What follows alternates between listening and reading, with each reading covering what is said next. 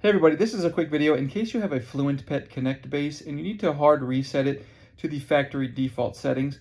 Now you're going to want to do this for one of two reasons. The first one is troubleshooting.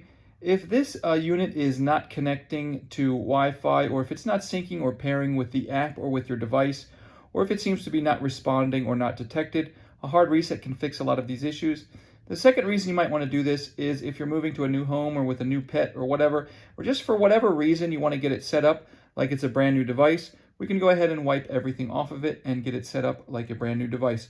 It's really quite simple to do. We want to make sure it's not in travel mode or anything. It's just in regular powered on mode.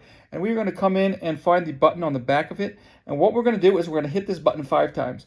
1, 2, 3, 4, 5. And we're going to press and hold it for about 5 to 10 seconds, and we will hear a little chime coming out of it.